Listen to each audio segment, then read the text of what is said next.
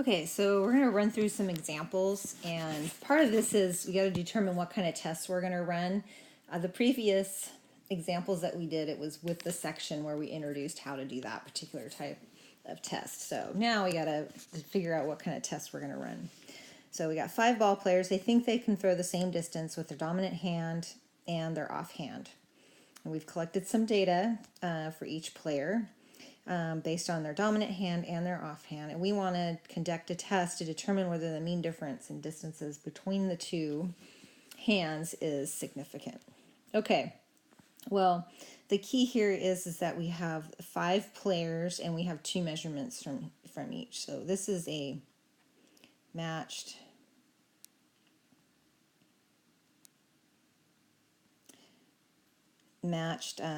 sample. Okay, so we want to calculate the differences for each of these players. And 120 minus 105, we get 115. For player 2, we calculate that difference and it's 2. For player 3, it's 37. Player 4, it's 29. Player 5, it's 26. Okay, we're going to need to calculate the sample mean difference. All right, so we add those values up, divide by 5. That gives us a sample mean of 21.8. So the sample mean difference between dominant and offhand throwing distance is 21.8. And then the standard deviation, if we calculate that, that value is 13.59. Okay, so we're looking at a matched pair example. So our null or hypothesis is always that the true mean difference is 0. And then the alternate. Now there's a little leeway about what the alternate could be here, but the players are thinking that there's no difference. So that's kind of what is going into the null. Okay, but we might think that the difference is going to be positive, right? We're going to think that the dominant hand, you're going to be able to throw farther. So I think that's kind of what they're testing against. So we're going to put that in the alternate. That difference is greater than 0. Okay, so let's look at the test statistic. Okay, so we take that sample mean difference, 21.8. Now remember, there's an applied minus 0, right? Coming from this 0 right here. So it really follows along how, we calculate the test statistic in chapter 9. And then we divide by the sample standard deviation, 13.59, divided by the square root of the sample size. And that gives it a test statistic of 3.587. All right, so finding the p-value, we've got degrees of freedom of 4. So checking in on the table, we get 0.0115.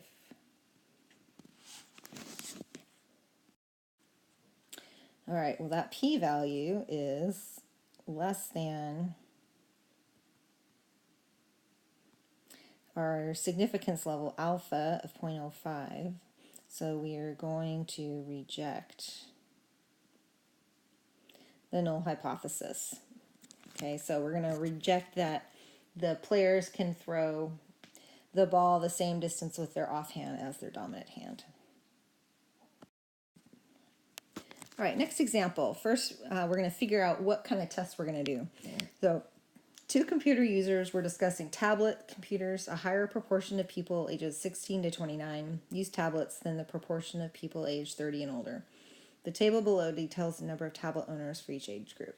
Test at the 1% level of significance. Okay, so the word is in there, proportion, and we've got 2 different populations. So the kind of test that we're going to run is for two proportions.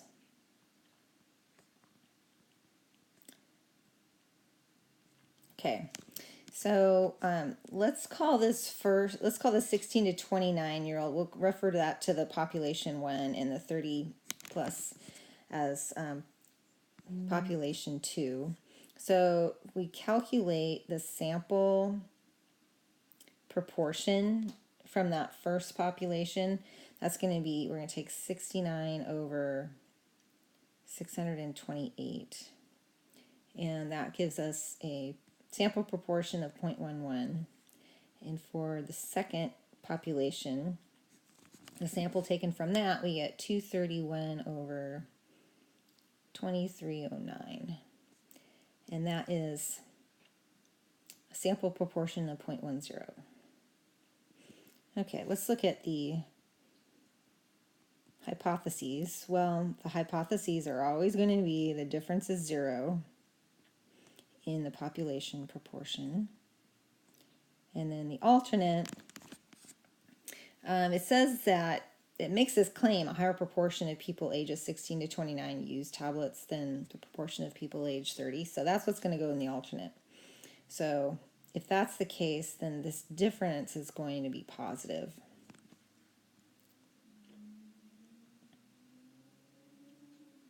So next thing is we want the test statistic.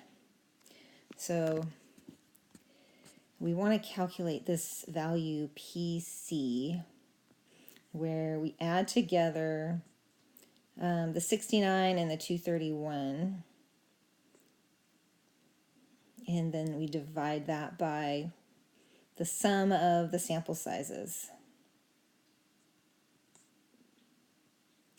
And that gives us that PC value of, that's 0.1 as well. Okay.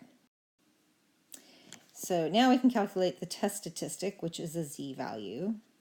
Okay, so we are taking the difference of those sample proportions, so 0.11 minus 0.0, okay? And just remind ourselves, we're really subtracting 0 coming from the null hypothesis. And then we divide that by that value that we got for PC, 0.1, times 1 minus that, so that's 0.9, times, and then we got 1 over 628 plus 1 over 2309. And that gives us a test statistic of 0.74.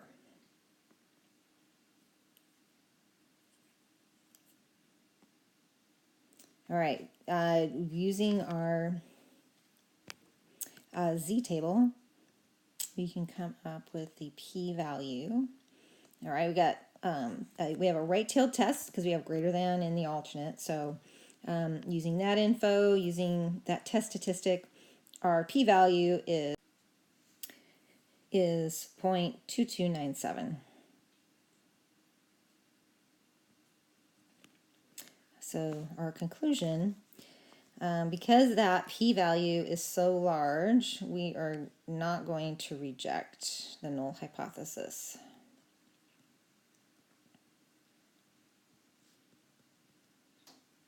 So that's because 0.2297 is greater than our significance level of 0.01. Okay, let's look at this example. Go ahead and read through that. Okay, so hopefully you've identified what kind of test this is. We've got independent means. So we have two independent samples from two different populations. So this is a test about two independent means.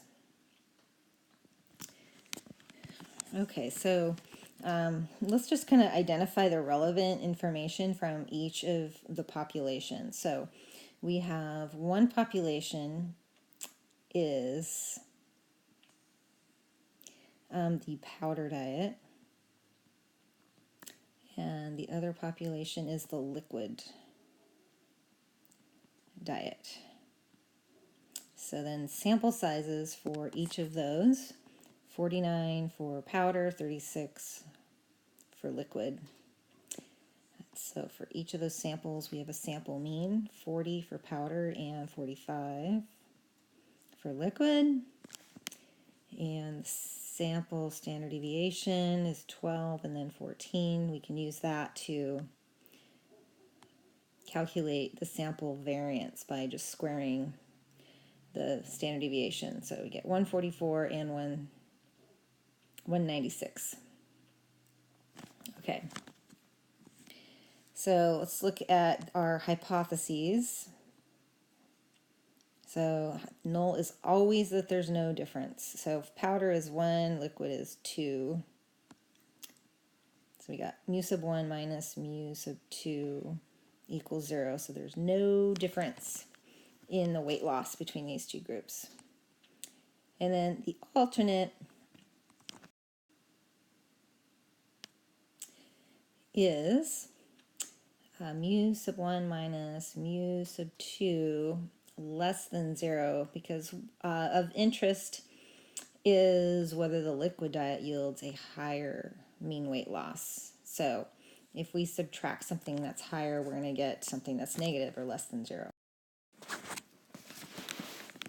Okay, so let's look at the test statistic now. So it's a t-value.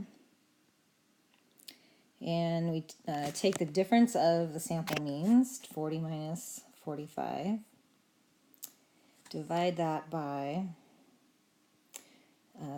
the sample variance from the first one, 140. Well, we're taking the square root of sample variance from the first one over sample size, so 144 over 49, plus sample variance from the second one, 196 over its sample size.